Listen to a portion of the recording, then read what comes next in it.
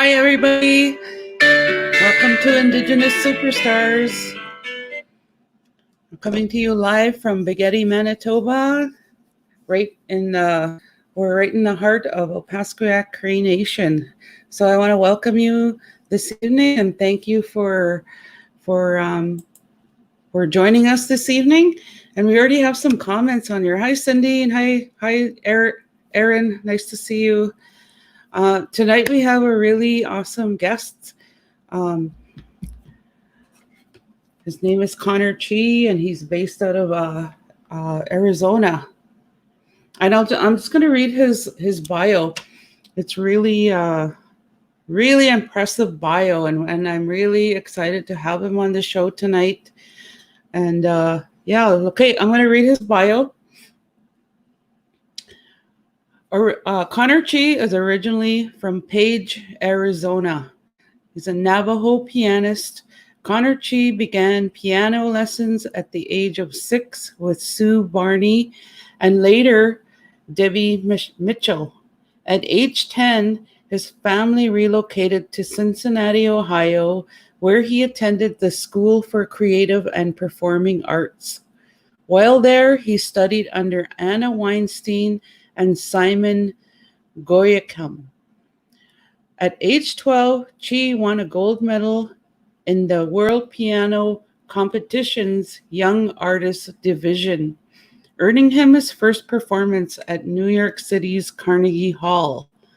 In the following years, he went on to win multiple awards in the World Piano Competition, earning performances at the United Nations and an international feature on CNN. While in Cincinnati, Chee performed with the Cincinnati Pops, the Hamilton Fairfield Symphony Orchestra, and the Blue Ash Montgomery Symphony Orchestra. At age 17, he graduated from the School for Creative and Performing Arts and began studies at the Eastman School of Music under Professor Rebecca Pennies. Chee received his Bachelor of Music from Eastman in 2009 and went on to earn a master's degree from the University of Cincinnati's College Conservatory of Music. Studying under Professor Elizabeth Pridanoff, he was awarded a first prize in the 2016 Bradshaw and Bueno International Piano Competition and performed in the Winners Recital Hall at Carnegie Hall. He also received the award for Best Instrumental Recording at the 16th Annual Native American Music Awards for his album, The Navajo Piano. In addition to winning Best Instrumental Recording, Chee was also nominated for Best New Artist and Record of the Year. The album features original piano compositions and transcriptions based on traditional Navajo chants. Chee is currently a voting member of the Recording Academy, the Grammy Awards, and continues to perform throughout the United States. He is currently located in Phoenix, Arizona. Please welcome my friend, Chee. Hi, Connor. Hi, how are you? Good, how are you? Great, I'm so thanks. excited that you're on the show with me tonight. I'm just saying hi to Aaron. Did you ever meet Aaron Brown? Yes, we've met a few times. We've been friends for a few years now. Yeah, that's awesome. Yeah, she's regular on the show, and I'm happy that she's joining us tonight.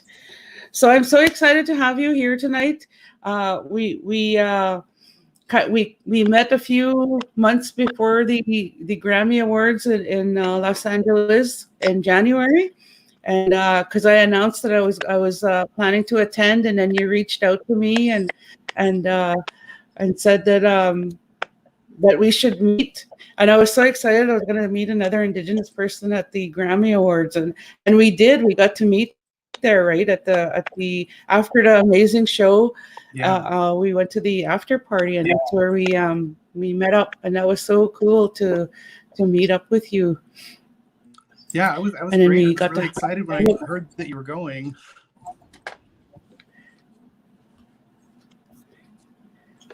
Yeah, it was such a great evening, and we were just talking about it earlier before the show that we're going again, right? We're going to go again, Yes. and yes, so pray for the world to heal from this COVID-19, and continue prayers for everyone around the world for us to continue healing. So I'm so happy that you're with us tonight, and I want to ask you some questions. So, what inspired you to get into music? I started playing by ear when I was pretty young, and my dad got a little toy keyboard for Christmas, and he didn't play, but I sort of took to it and started making up my own, you know, tunes on the little keyboard, and eventually my parents got me lessons, and yeah, I just had like a real interest from it, and my family is musical. My grandfather, he's a medicine man, he sings, and on my mom's side as well, like her mother was very musical, so I think that sort of inspired me to keep going. Starting, that was my interest originally, but definitely continuing with it, it can be challenging. And I did need that inspiration and motivation to continue with my education and practicing. And that really came from my family and friends and my teachers, that were role models for me and inspired me to continue. That's so awesome. So what how did you get into classical music? Like, what inspired you? Did you feel it inside, or like how? Because it's so rare for us Indigenous musicians to go into that genre. Like, how did you uh, get into the genre of classical? Well, like I said, I started playing by ear.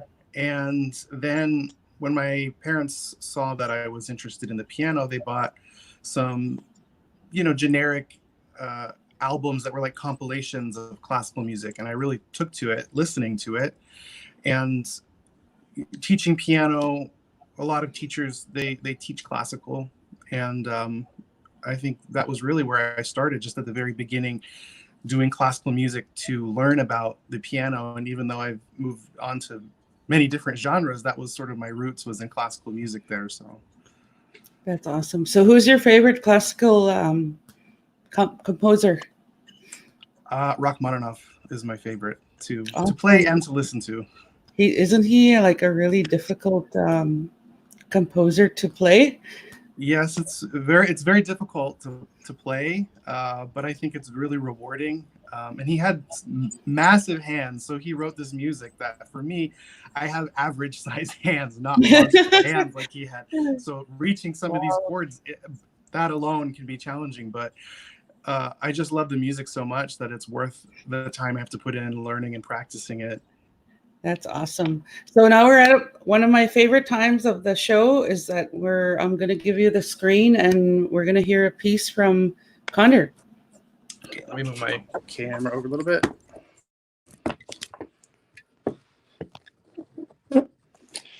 Okay, I'll play something actually off of my first album, the Navajo Piano.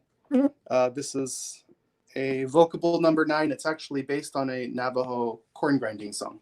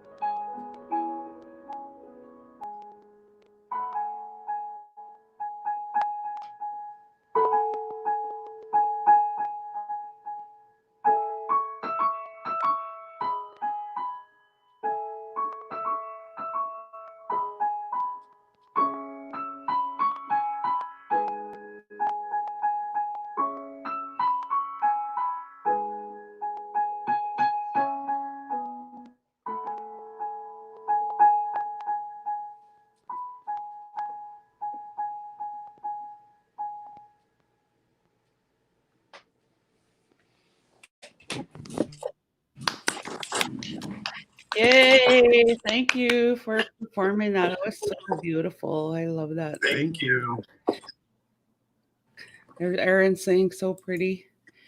I just want to take a few moments to acknowledge all the people that are online watching us. So I want to say hi to Jean.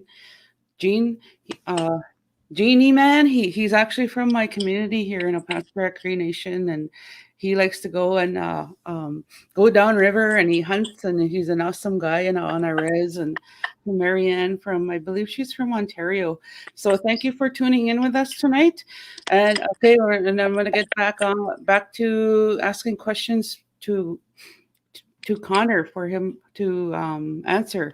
And I read his bio earlier, and I'm really curious to know about Carnegie Hall. Like, how was that experience when you performed at Carnegie Hall? Like, they say that everyone's like the way to get into Carnegie Hall is to practice, practice, practice. And please share your experience performing at Carnegie Hall. It was really amazing. Definitely a lot of practice, and I had a lot of help from my family and my parents and my teachers. I mean, my teachers really went above and beyond to take that extra time to prepare me for this competition. So at the time, I wasn't even thinking about winning. We went into it. My teacher was like, "We just need to do this to really."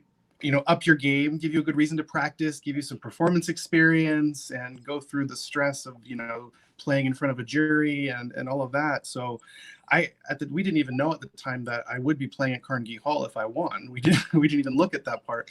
So afterwards, when I got the gold medal, and we found out, that was just a huge, unexpected reward for me. And it was really special because all my classmates came that were in the piano department, and my family from Arizona came, including my grandfather, who really had never left the reservation. He'd never been on a plane before. So he flew out, to New York, and it was his first time being in the big city and seeing that. And that was really special to me, to have them in the audience. And it was definitely very scary getting in front of a bunch of people and performing in such a well-known venue, but it's definitely one of the best memories I've got in all the times that I've played and performed. I guess so. I performed at Carnegie Hall too, but I performed with a choir. They're based out of Flin Flon, Manitoba, and they're like a world renowned choir, and they invited me to perform with them, and I got to go and perform with them, and the venue is so beautiful, and the acoustics are so amazing, and it was just like such a wonderful place to perform, and it's so famous, and yeah, it's wonderful to have that under your belt, and especially for you, like performing solo. That must have been so amazing for you. Yeah, Yeah, that's so awesome. So one of the guests has a question for you. Her name's Jennifer Flatt, and she's also from my community. Hi, Jen. How you doing? She wants to know, when did you write your first piece of music? Well, I wrote my first piece when I was really young, when I just started playing piano, because like I said, I kind of just started playing things by ear, making up stuff. So my music teacher, she helped me write it down after school one day. It was just a very simple little piece, but I've always kind of composed things here and there, but it was never my idea to become a composer. And that didn't happen. I would say I didn't really take that turn in my career from being a performer and a pianist to actually writing my own music until about 2014. I mean, I'd taken composition lessons in school and throughout college, but it was more just for my edification and connecting the music that I'm reading and performing other people's music. But it sort of took an unexpected turn with my first album, The Navajo Piano. That's when I really sort of dove into composing and writing and recording my own music. That's so awesome. So where does your inspiration come from to compose your music? I wish I knew because I struggle sometimes. It comes from everywhere, really. It comes from listening to other artists of all genres of music, from listening to my grandfather. I made a lot of recordings of him singing some traditional chants, and especially for my first album, that's how it came about. I had wanted to try and write down some of this music that he was singing because it could get lost. It's a tradition that is sort of dying out. So as I was trying to write this down on sheet music, I realized it just did not translate well. And so I started just composing music based on some of the things I was hearing that he did, whether it was the notes he used or the way that he used repetition to develop these ideas, and the meter, the rhythms. And so I sort of took that and made it my own. And that's definitely a source of inspiration for me when I'm trying to write a piece or trying to be inspired. Sometimes I just am like, oh, what if nothing comes to me, But I know I can always just go in and listen to those recordings that I have and listen to other artists. And it sort of motivates me to get that little piece inside of me where that music comes from, to be able to start writing some things down and start making music of my own. That's so awesome. So Erin has a question. She asks, any places you hope or wish to perform at in the future? That's a good question. That's hard to say. Certainly there's all, the big venues, that you aspire to perform at. But I think what I really am enjoying lately are the smaller, more intimate performances, like house concerts and playing at smaller museums where you can really engage with the audience. That's the one thing I don't like about a bigger venue like Carnegie Hall. I mean, it's beautiful. It's got amazing acoustics and the instrument is wonderful. But it's also sort of that tradition of you come on, you bow, you play the pieces, and then you walk off. And there's a little bit of a disconnect for me there. Whereas in, like I said, the more intimate settings, I can talk to the audience, they can ask questions, and it sort of influences what I'm playing and how I'm playing. So I think that in the future, if I had my choice, I'd have more concerts like that. That's so awesome. That's an awesome answer to that question. And I totally agree with you. I find that connecting when I'm performing, I find that having that connection with the audience, a live audience, right? Mm-hmm. And that energy exchange, and it's more intimate, and I feel like there's a better like a better performance, a better energy in the room, and you Mm-hmm. feel it. Not only you feel it, but your audience feels it. Okay, Monica wants to know. She said, ask him about Lady Liberty in 2001. That was an Mm. amazing composition after 9/11. Yeah, I forgot about that piece. That's actually the CNN uh, broadcast that I was on. It was the Thanksgiving Okay. Day back in 2001, but it was at the same time that I was playing in Carnegie Hall for the World Piano Competition. I think it was the second time I was there, and I had also written a piece during the September 11th, all of the aftermath of that tragedy. And I'd written the piece, and eventually the CEO of the World Piano Competition asked me to perform it, and she also sent it over to CNN, and they decided they wanted to do a story about it. And so I did perform that at Carnegie Hall, and they actually came and filmed and did an interview with me there at the Steinway factory, Steinway Company in New York. And yeah, they broadcast that on their Thanksgiving Day thing. But that was a long time ago. I was, That's 12, amazing. 13. I'm glad that somebody asked that question. Like that's such a amazing experience. Like to be like Steinway and CNN. That's amazing. Thank you for sharing that, and thank you for asking that question, Monica. So I wanted to ask you about like how are the people doing on the Navajo Nation with COVID? Like how are you guys coping? It's been really challenging, very devastating. They had been doing the weekend curfews, locking down for the weekend, except for people that had to travel outside of the reservation for jobs. And they've they stopped doing that, and they're, I think, starting it again this weekend, just because the numbers here in Arizona are rising, and I think the Navajo Nation is really trying to avoid having another spike. And I know it's been really challenging, and the hard part, I think, especially in the beginning, is that the culture of the Navajo people. You know, when you walk into a room, you shake everybody's hand, even if you come in and there's 10 or 15 people in the room. It's rude if you don't go and shake every single person's hand. That's how we say hello and introduce ourselves. And that's now, with all the social distancing, it's even more of a culture shock, I think, than for people who might not be used to that. So I think that's been a real challenge, and not to mention the lack of resources and everything else. So luckily, they've been doing a lot of fundraisers and gotten some support from around the world, and they're doing their best to make sure that everybody has their essentials and can stay home as much as possible. So we can only hope that, along with the rest of the world, we can do our part and get this under control. That's so awesome. Well, we are all praying for you. I know me and my sister donated towards the GoFundMe page that was Thank you. put up, and we pray that the Navajo Nation continues to heal and continues to be safe and to be healthy. Which brings me to my next question: like, how are you handling the pandemic in terms of your artistry?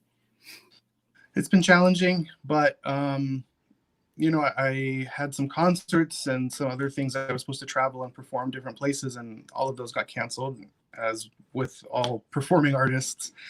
And I Mhm. also, lost out on teaching my piano lessons. I don't have that many students, as many as I used to, but we had to cancel those, and it's not quite the same doing my lessons over FaceTime or Zoom or anything. And I've done it with a few students, but for some students, they tried it and it just didn't work out. So kind of waiting things out. And really, I just sort of took the time to spend in my home studio working on my next album and practicing and getting ready for when I am able to start performing again.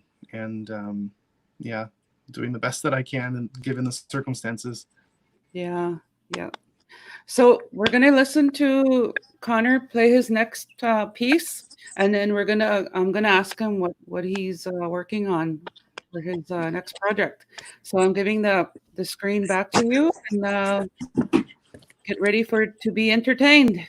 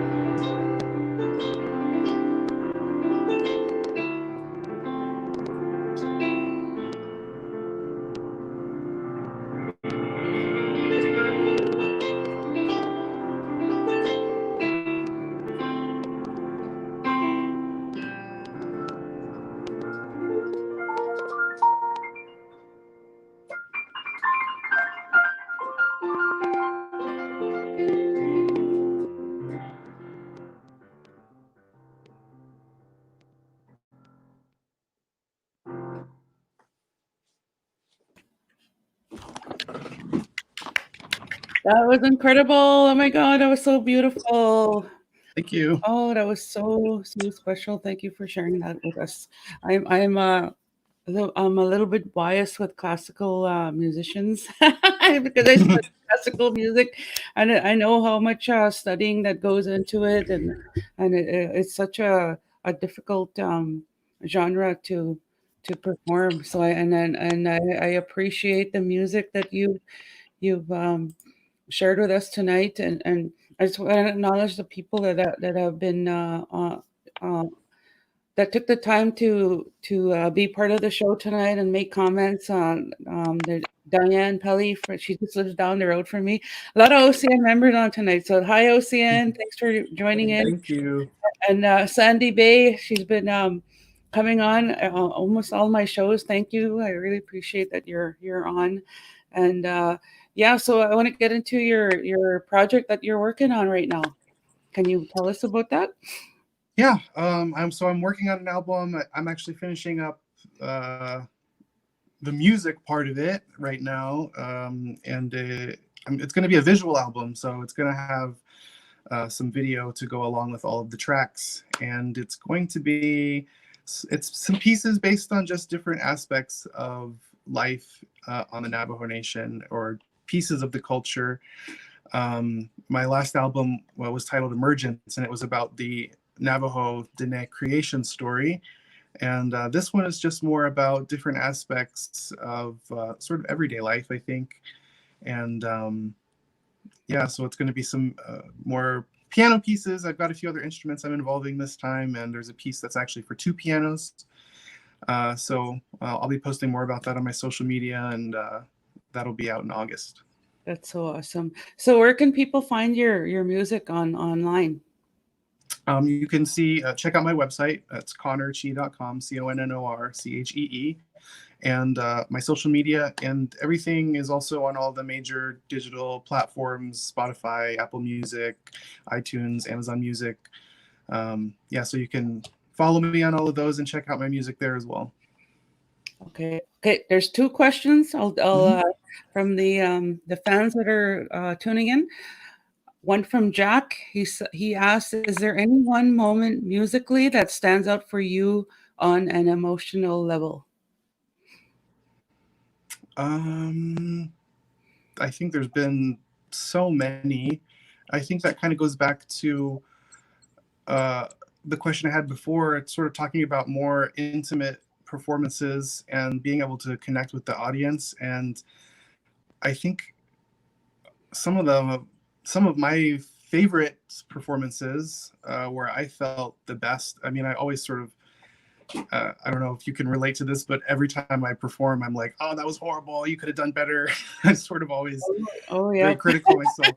But the ones where I really walked away and felt at least a good sense of satisfaction was when I was playing in retirement homes. My piano teachers a lot of times would have us do sort of community service and do performances at retirement homes. And some of those, I felt the audience, they were just so genuinely happy to be hearing the music, and they were genuinely connecting, and just something about that energy. I really felt some of the pieces that I'd played there, I'd played many times before, and I'd played even with an orchestra, but playing it solo piano, it was different. It had a different energy, and Totally. yeah, stood out to me. Yes, I totally get what you're saying. When I first performed at a old folks home too, I felt that same genuine love, right? And I cried really hard after my show, but I didn't cry during the show and when spoke to the residents. But after, I felt the love so it like deep in my heart, and I just cried. It was so emotional. That was probably one of the most Yeah. emotional performances for me. Was to perform for our elders, and it was and empowering for me. Yeah, so thank you for being my guest tonight. I loved having you. Thank you for having me. Thank Yeah, you. we're gonna meet again at the Grammys. Yes. We both recorded. We're both voting members of the Grammy Awards, and we're planning to go again next year, and we're gonna plan a tour when next time we go. Right, we're gonna plan Yes. that, and thank you for reaching out to me, and I'm so happy I got to meet you at the Grammys in January in Los Angeles.